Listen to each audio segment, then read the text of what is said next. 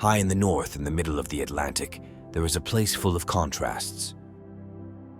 Here, the North American continental plate is moving away from the Eurasian continental plate and cracking the Earth's surface in the process. Liquid rock emerges, meets water and ice, and solidifies into black rock. We are talking about Iceland.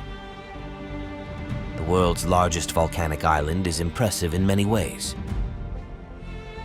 There are 30 active volcanic systems here, but also the largest glacier in Europe, the land of ice and fire. But how well does this spectacular scenery get on with us two-wheeled adventurers? Willkommen in Iceland!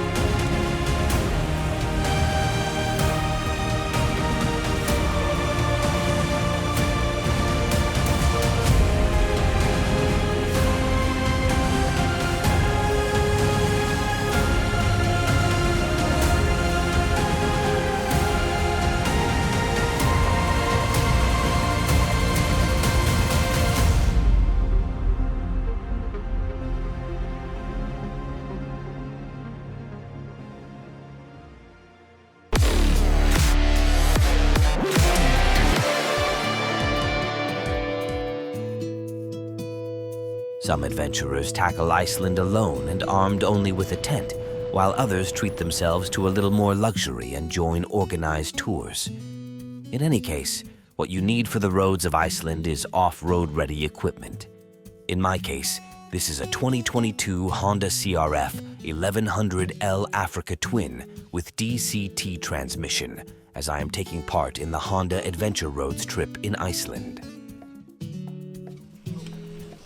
This is Honda's most ambitious adventure trip, which invites only Africa Twin owners to travel to spectacular places every 2 years.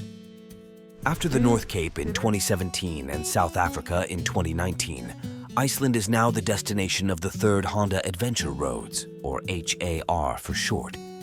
With pre-organized accommodation, luggage service, guides and mechanics on board, adventure purists may turn up their noses and think that this is not a real adventure.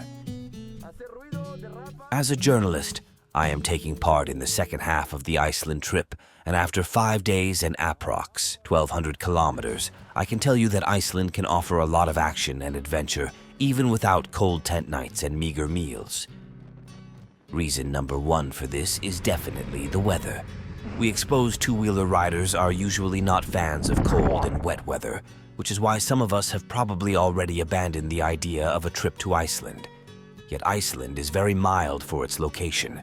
The oceanic climate is influenced by the warm Irminger Current, which keeps winters mild with daily maximum temperatures of around 2 degrees Celsius and summers cool with an average of around 13 degrees Celsius. We were in Iceland in July, and I can confirm that on good days the thermometer can just about scratch the 20-degree mark. However, the real challenge in Iceland is not the temperature, but the changeability of the weather. As the saying goes, you can experience 4 seasons in one day in Iceland. Due to the island's sparse vegetation and exposed location in the middle of the sea, clouds pass over it very quickly, and sunshine, rain, and even snow can alternate every minute. Depending on the region, annual precipitation ranges from 600 millimeters in the northern plateaus to 4,000 millimeters on Europe's largest glacier, Vatnajökull. With such rapid changes and strong regional differences, weather forecasts are quite imprecise, and sometimes you are simply lucky or unlucky. For the first 6 days of the HAR 2022, the sun shines from a blue sky. But as soon as I join the convoy, it rains every day. On the first day, as we drive from Húsavík in the north across the country to the south, there is also the strongest crosswind that I and many of the other participants have ever experienced. Dave Thorpe, 3-time 500 cubic centimeter motocross world champion and guide at the HAR 2022, comments on the weather that day. This is quite possibly the worst conditions I've ever ridden in.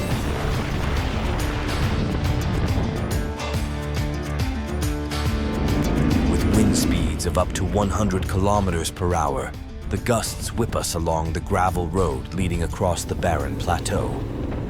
At times, the wind pressure is greater than the grip of the wheels on the ground, and several riders are simply blown off the road. It's an incredibly horrible feeling when you're leaning fully against the wind and can still feel your tires sliding towards the edge bit by bit.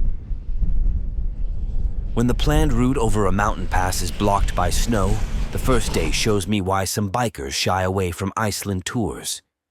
You have to want to do it. We mercilessly had to take a detour, and by the end of the day, we had covered 528 kilometers, more than 250 of which were off-road. Due to the poor visibility, we couldn't even enjoy the spectacular scenery, which is why everyone is so glad to reach the shelter-like accommodation for the night, where even the hardened Icelandic guides congratulate us on our endurance. But apart from such possible but rare weather extremes, Iceland is also very rideable by motorcycle. However, experience in unpaved terrain certainly doesn't hurt, as most of the roads away from the coastal ring road and the main country roads are unpaved. The route on the HAR 2022 varies from coarse gravel to deep, fine-grained volcanic sand, and the riders cope with this to varying degrees. Although the participants are all Africa Twin owners and off-road experience was taken into account in the run-up to the race, there are still big differences in riding ability.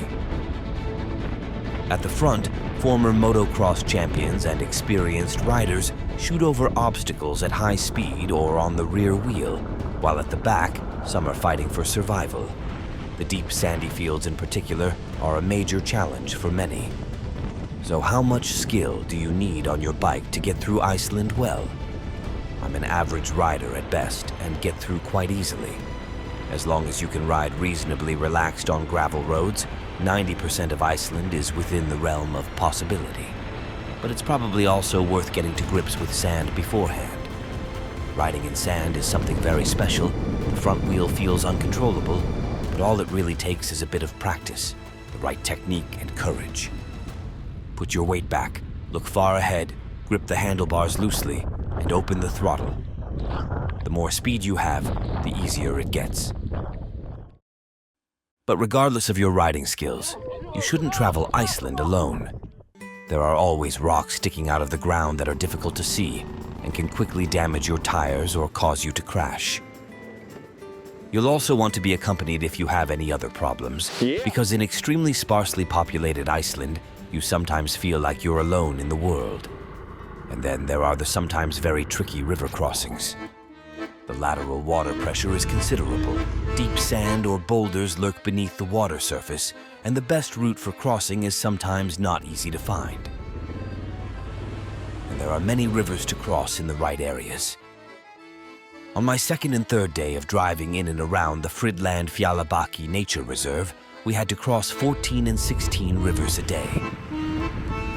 From deep to shallow, torrential to babbling, riders and their bikes kept going for a swim. But with such a large group, help is on hand quickly and in many different ways. As a solo pilot, however, such days can also quickly end the journey, or at least delay it considerably, as an encounter in Iceland soon shows us. We meet a Norwegian on a Yamaha Tenere 660 at the 50-kilometer-long Elgja volcanic fissure. We chat briefly, and I say to him that he is very brave to travel alone in this area, and whether he is not worried about the river crossings. "No, that's fine. I'll be careful and take it slowly," he says. He sets off while we finish our lunch break, and doesn't get far. 2 rivers later, we discover him wading through waist-high water to his Tenere, which is stuck in the middle of the river at right angles to the direction of travel in strong rapids. Luckily for him, our entourage comes to his aid with the gigantic accompanying pickups, and a little later his Yamaha is running again. Nevertheless, it is a good example of how travel partners are an advantage in Iceland. Despite Iceland's adventurous roads, you shouldn't get the wrong impression. Genuine off-roading, that is riding away from all roads, is strictly forbidden and severely punished. Icelanders are very sensitive to their nature, which is also due to the accelerated soil erosion. In the past, Iceland was largely covered by birch forests, but the Vikings needed timber and firewood when they colonized the country and cut down almost all of the forests.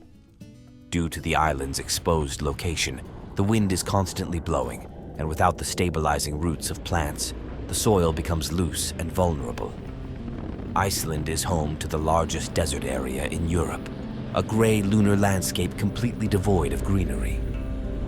Driving off the beaten track here accelerates the decay of the landscape and is a danger to Iceland's barren flora. On the HAR 2022, we are riding the latest generation of Africa Twins. Long suspension travel, a high-torque motor, and plenty of equipment make it more than ready for Iceland. But what should the bike have to be Iceland ready? First of all, good wind and weather protection is an advantage to keep the angry elements at bay. Heated grips were also in almost constant use on my trip. Furthermore, the suspension should be comfortable and high enough due to the many potholes, but extremely long suspension travel is not necessary for normal riding. I wouldn't have wanted to do without cruise control either, as the speed limits in Iceland are quite low and the tolerances are small. The engine, power, and weight are of secondary importance because in Iceland's predominantly gently rising or falling terrain, you can still make good progress even with weaker iron. However, the range should be over 250 kilometers, as filling stations are quite rare, especially in the barren but beautiful central area of the island. The reliability and robustness of the bike is also extremely important.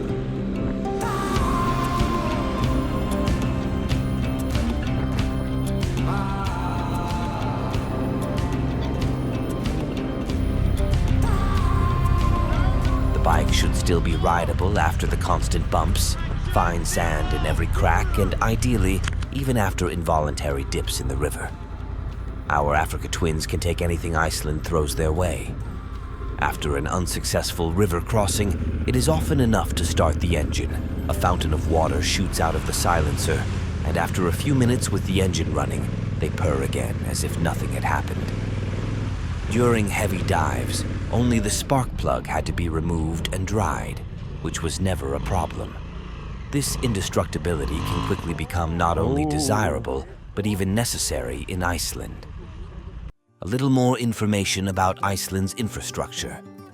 In the southwest of the country, where by far the most people live, the density of all kinds of stores, restaurants, businesses, petrol stations, accommodation, etc., is quite high. In the highlands or in remote areas, however, you can travel for several hours without seeing any sign of human civilization other than the road you are driving on. No huts, no fences, no electricity pylons, nothing. Nevertheless, network reception is surprisingly good in many places, even in remote areas. Incidentally, mobile internet and phone calls cost nothing for EU citizens, as Iceland is also part of the roaming agreement. The price level in Iceland is one of the highest in the world. As of August 2022, you can get 140 Icelandic kroner for €1. However, you don't necessarily have to use an ATM, as card payments are accepted almost everywhere. Accommodation varies greatly depending on the type. Wild camping is not permitted in the protected nature, but there are numerous camping sites in the country.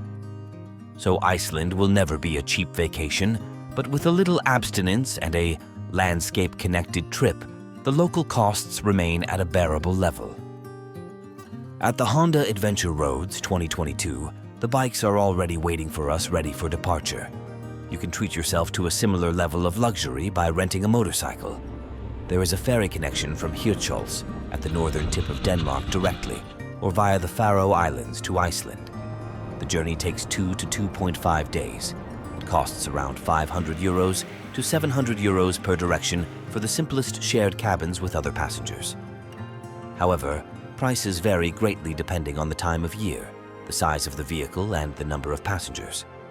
However, it is never cheap, and as motorcyclists only have a very limited time window in Iceland from June to September due to the weather, you inevitably have to travel in the most expensive peak season. However, all the high prices and challenges of Iceland are quickly put into perspective when you drive through the diverse volcanic landscape. In my 4 days of driving, I have already seen incredible areas, breathtaking landscapes, experienced adventures, and driven through a completely foreign and unique world. But this can only be seen as a teaser, because Iceland has much more to offer than I got to see in such a short time. There are over 100 large waterfalls in Iceland alone. Active volcanoes can be visited, glaciers and ice caves can be explored, whale tours, black beaches, spectacular geological formations, mighty cliffs, hot thermal springs, boiling geysers, cute puffins, etc., etc. The list of things to see in Iceland is almost endless. Then there is the adventurous atmosphere of the wild island, the feeling of being a pioneer in a foreign world. A feeling that you don't often get to experience, at least not in Europe. That's why it soon became clear that I would have to come back, against all odds. If you enjoyed the video, leave us a like and subscribe to our channel. Thanks for watching and see you soon.